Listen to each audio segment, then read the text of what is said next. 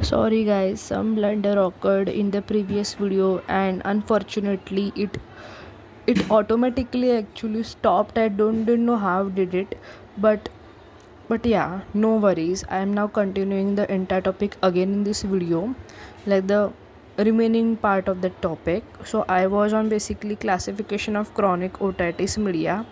So chronic otitis media is classified as mucosal disease and squamous cell disease. Mucosal disease being acute chronic suppurative otitis media, inactive permanent perforation in healed adhesive otitis media, and squamous cell disease being retraction pockets in pars tensa or pars flaccida, or also called atelectic ear, active cholesteatoma with discharge. Now let's move to the pathology of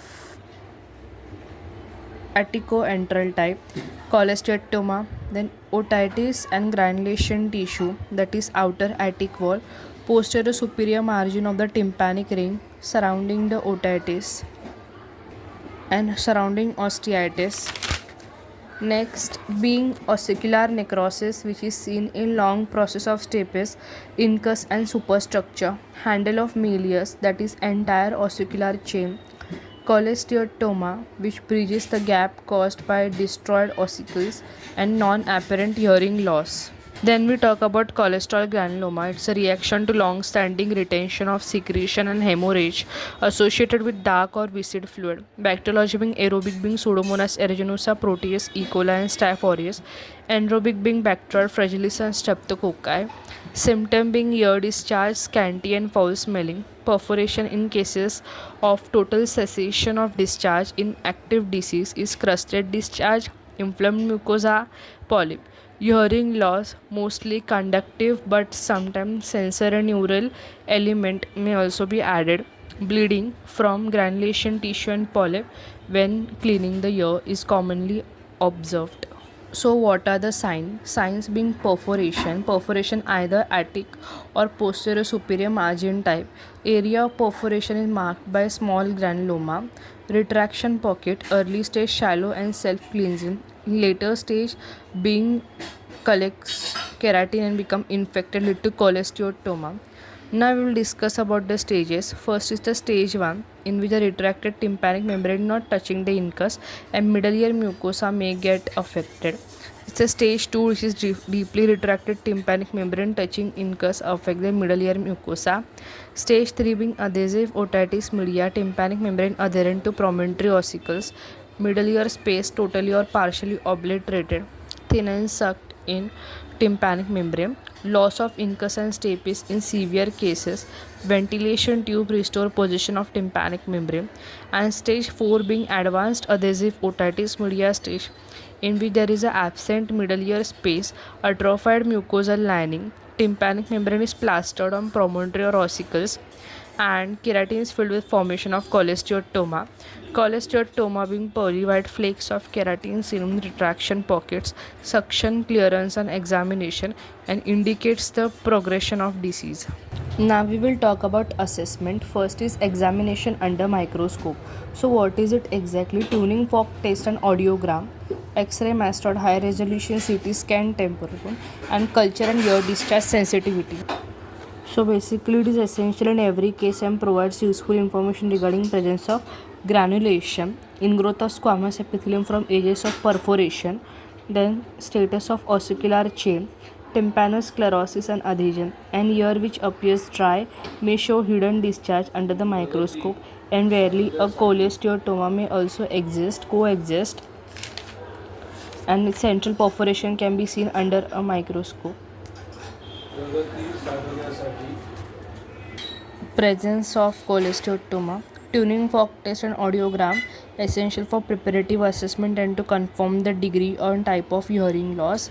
Then next is the X-ray mastoids or high resolution CT scan temporal bone. They indicate the extent of bone destruction and the degree of mastoid pneumatization. They are useful to indicate a low-lying dura or an anteposed sigmoid sinus when operation is being contemplated on a sclerotic mastoid. Cholesteatoma causes destruction in the area of attic and antrum. key area, better seen in lateral view, and CT scan of the temporal bone gives more information and is preferred to X-ray mastoid. Next is culture and sensitivity of ear discharge. It helps to select proper antibiotic for local or systemic use. Then let's discuss about complication in CSOM. Pain, uncommon and uncomplicated CSOM, indicate abscess, extradural, perisinal and brain due to otitis externa with discharging ear.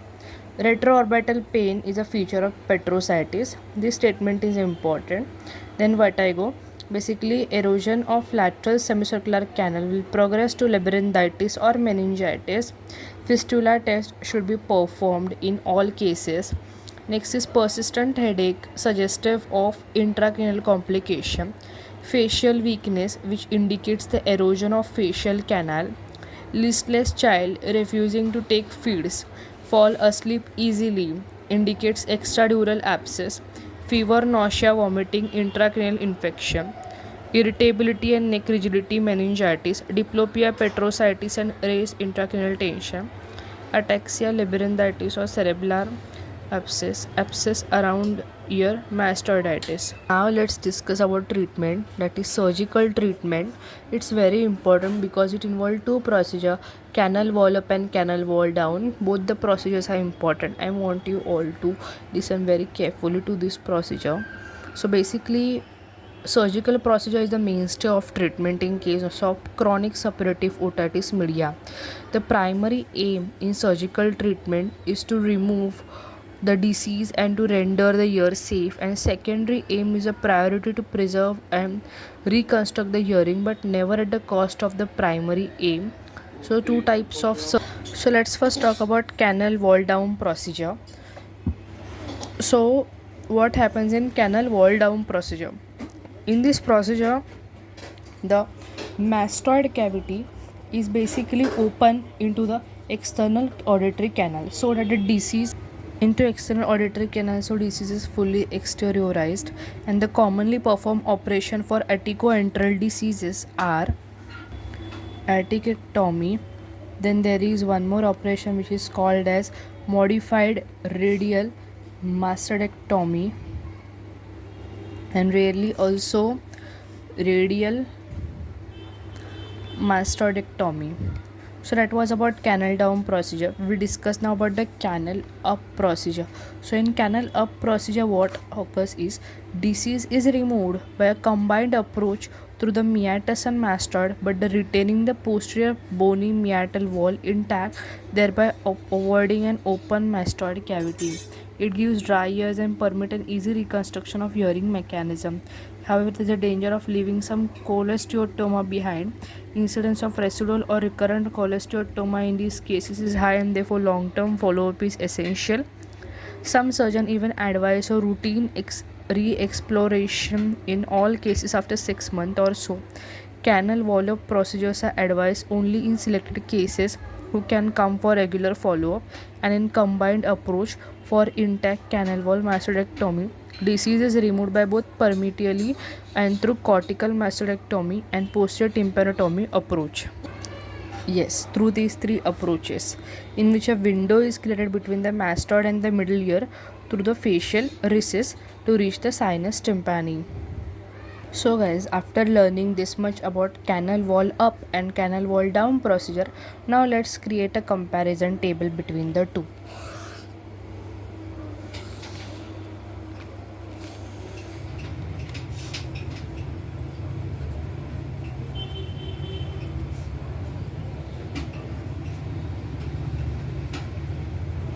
So for my first point is meatus. So basically in canal wall up procedure, meatus appearance is normal, and in canal wall down procedure, meatus is basically wide open, and that meatus communicates with the mastoid.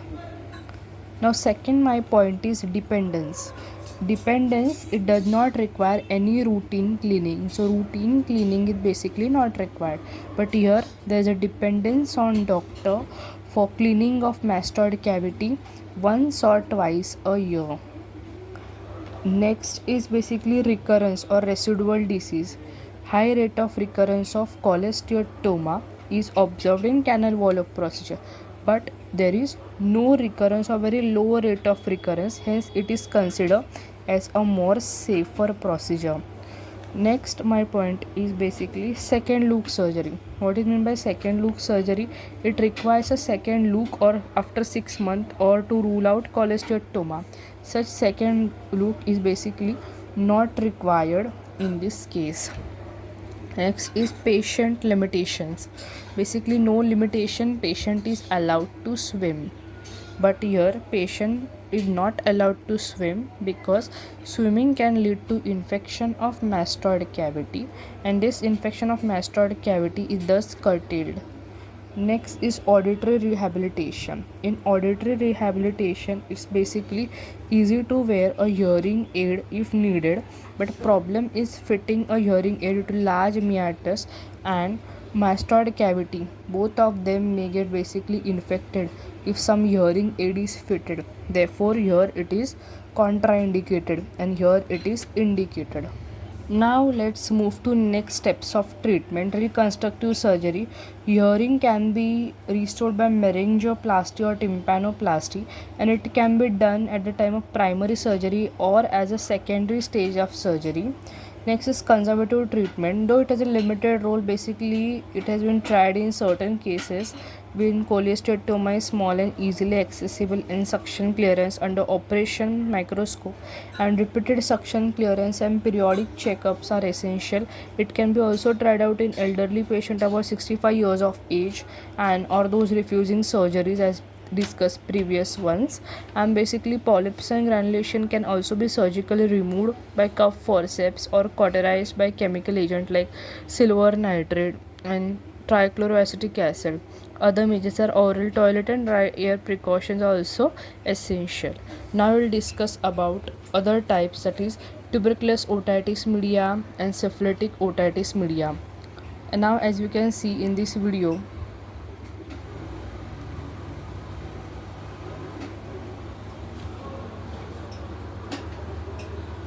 that the tuberculous otitis media is a secondary infection to pulmonary TB, most commonly occurs in children, young adult, and pathology being tubercle appears in submucosal layer and middle ear cleft and caseate. Painless necrosis of tympanic membrane, profound hearing loss is seen. It also basically carries a bone and needle ossicle, pale granulation fills middle ear, mastoiditis. Clinical feature being foul smelling, ear discharge with absent earache and basically perforation, and 2/3 of the perforation seen in pars tensa.